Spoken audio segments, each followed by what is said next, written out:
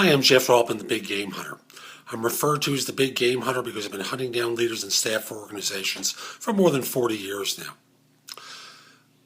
Today's video is about job fairs, and I want to start with this premise.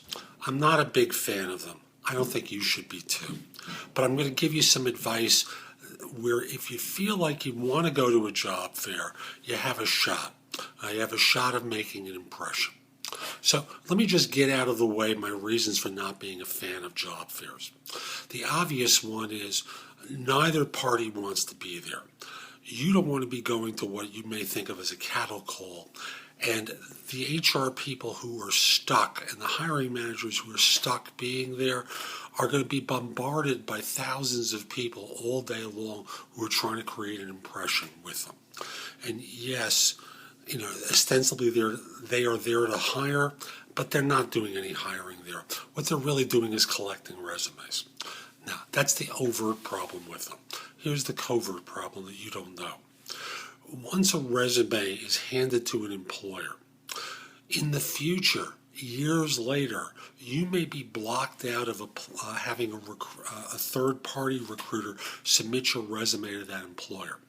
Let me give you an example. And this shows up pretty regularly. Someone goes to a job fair. It's 2013. They hand in a resume. It's parsed and inputted into the firm's applicant tracking system. 2 years later, you decide you want to look for a job. You contact 3 recruiters. One of them tries to submit you to that employer. The employer basically responds by saying, he's already in our system, basically freezing the recruiter from making the referral. But way often what happens is the firm is too busy to ever turn around and try to contact you. All that's happened is they don't want to pay the agency the referral fee, and you're locked out of having that agent submit you to that firm for a job that they believe you're qualified for.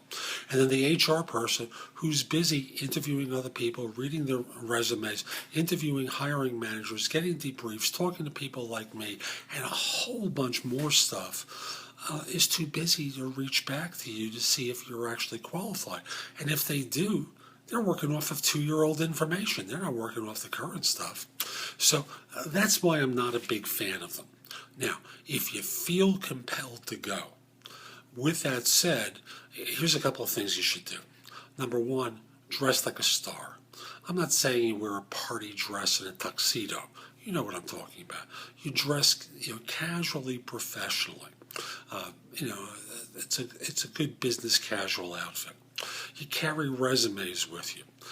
You have an idea of who's going to be there, what firms are attending. And what you want to do is see if you can find out in advance the kind of jobs they're going to be screening for. Because after all, you may want to talk to a particular employer, but the wrong team is there from them, and there's no one there to really evaluate what you do. So you might try and contact the firm that's putting on the fair. See what firms are there. See if you can get a directory of the firms in attendance. And by calling the promoter, find out what those firms are screening for while they're in attendance. Now, if they try and tell you they're open to all kinds of positions, well, it's hit or miss, quite obviously. The next thing is, I forget the number at this point. Be prepared to give a very basic commercial about what you do, and if you're in IT, the technology used. If you're in another specialized field, the core elements of what makes you, who you are professionally. Ask them the kind of positions they're trying to fill. Now, you may find that if you start by asking the questions they're there to fill, you can save yourself a lot of breath and just simply say, this is my background. Do you know if your firm has a need for someone like that? I could give you a resume, but, it's just going to get caught up in the mass with all the others. Is there someone else I should submit it to and mention that we had spoken? That's probably the best approach. Finally, some people tell you to follow up in 24 hours. let's assume that you're not meeting with the C team from HR, the real junior ones who are just there basically smiling all the time. You know what I mean? They're just there and smiling, and they're completely incompetent. That's not normally who's there.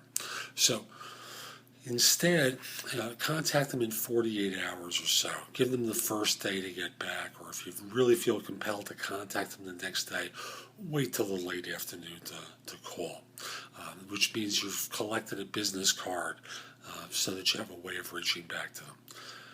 Your basic game plan is to create a positive impression. I was listening to something on the radio on my way back from the gym today, and they were talking about some actors and actresses and how good an impression they create.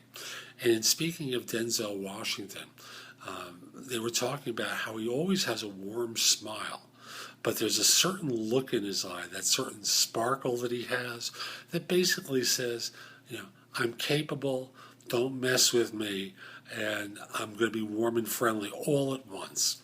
That's the look that you want to have. You want to have a smile on your face as you talk with them. You want to have a twinkle in your eyes that manifests self-confidence.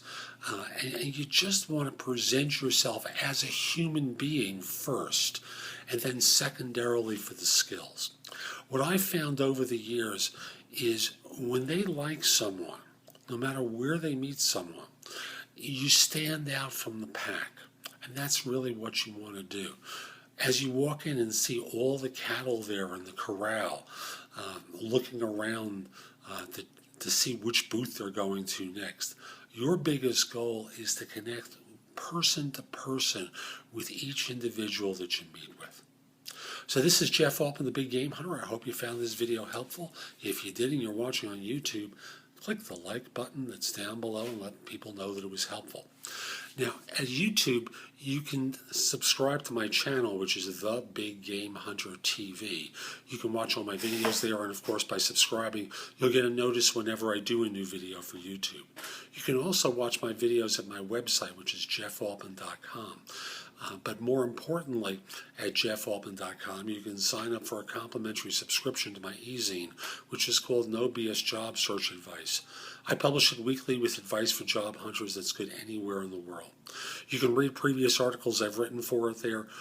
You can also listen to podcasts of my online radio show, No BS Job Search Advice Radio, which is broadcast on Blog Talk Radio Mondays at 9 a.m. Eastern. The podcasts show up on my site later. You can post your resume to more than 50 sites from mine, search positions I'm recruiting for. You can use the Easy to Work With Career Builder links on the home page in the right-hand column. You have access to Indeed on the links page and Job Search Universe on the bottom of the home page, both of which search thousands of other sites for leads so you don't have to find all these places. You can find out about my coaching program. You can find out about my books and guides to job hunting as well as other people's books. So come over to the website. Again, that's JeffAltman.com, and go exploring. Two final things. First of all, if you haven't already done so, send me a connection request on LinkedIn.